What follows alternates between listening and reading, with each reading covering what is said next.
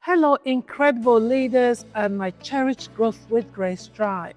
Welcome back to our monthly deep dive into leadership and personal development. As we embrace June, we are entering a season of balance and reflection.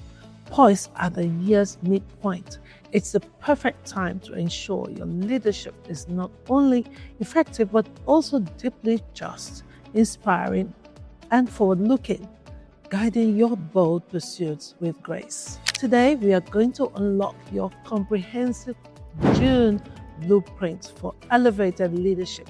Each letter represents a vital principle to help you cultivate ethical strength, foster positive change, and embrace next-level growth and achieve remarkable breakthroughs, all while leading with grace. First up, J stands for justice.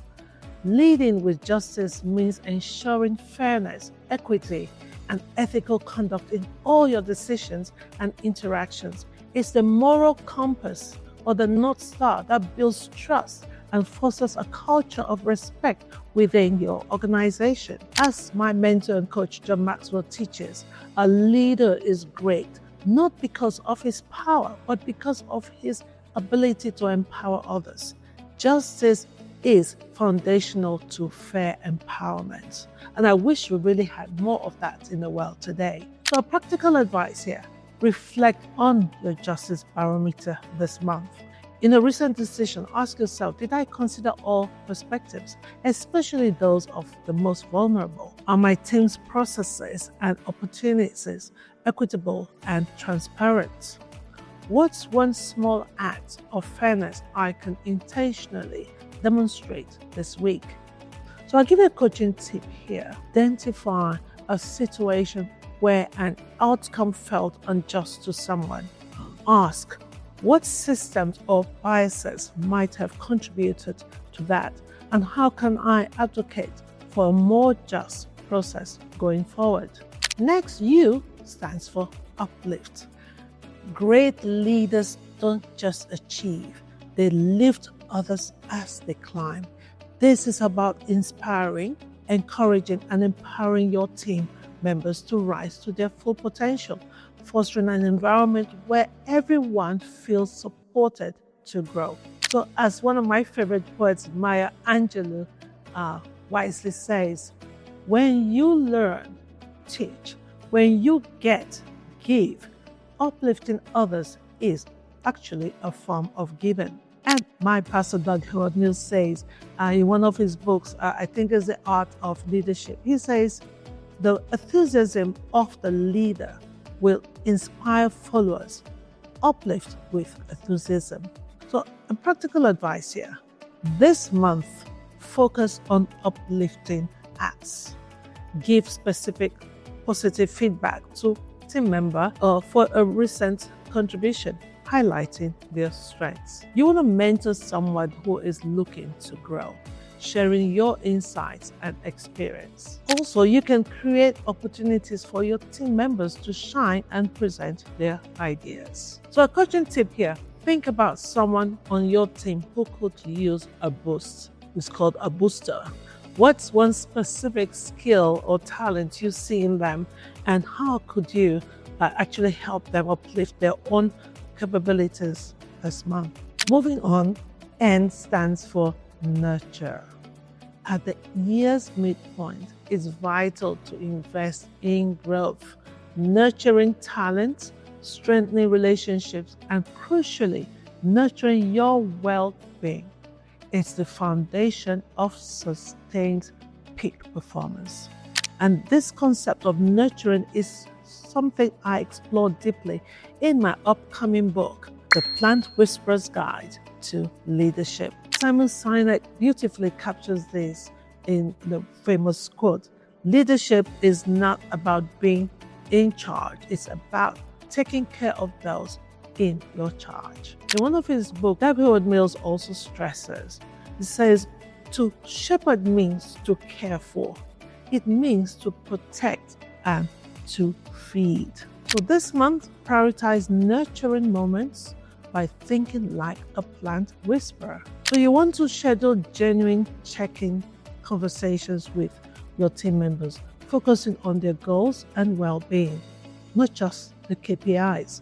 Just as a plant needs the right light and water, your team needs the right environment and resources to thrive. Recognize and appreciate efforts openly. A simple, specific thank you goes a long way to foster team spirit. Like feeding the plants, appreciation fuels growth. Invest in your own growth by scheduling time for learning, mindfulness, or physical activity. Remember, you can't pour from an empty watering can. So I'll give you another coaching tip here. Ask yourself, how does my intentional care for my team and myself directly impact our collective resilience and ability to maintain momentum through the second half of the year? This concept of nurturing potential and creating the right conditions for growth is a passion of mine, and it's at the very heart of my upcoming book, The Plant Whisperer's Guide to Leadership. In it, I draw inspiration from the natural world, from the way plants flourish, to offer unique, actionable insights into how we can cultivate thriving teams and resilient leaders by applying natural principles. I've woven together practical strategies with inspiring analogies that I believe will truly resonate with how you approach nurturing your people and your growth.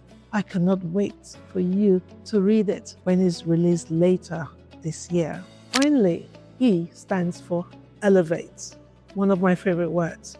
As we hit the halfway point, it's the perfect time to consciously elevate your standards, your skills, and your strategic perspective for the remainder of this year, and even look towards the next year as well. True leaders are always striving for the next level. As my friend and coach John Maxwell says, the greatest leader is not necessarily the one who does the greatest things. He is the one that gets the people to do the greatest things. Elevating others elevates your entire team. And that's what Neil says in his book, The Art of Leadership.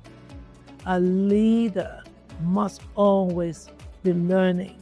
If you stop learning, you stop leading. This is about continually elevating your leadership capacity. So what do? Commit to an elevation challenge this month. Identify one specific skill where you want to significantly level up your expertise. What's one course, a book, or any resource for that matter, or a mentor you can engage? Challenge your team to raise their standards on a key project, moving from good enough to exceptional. You want to seek out perspectives from leaders operating at a higher level than you to broaden your own strategic thinking.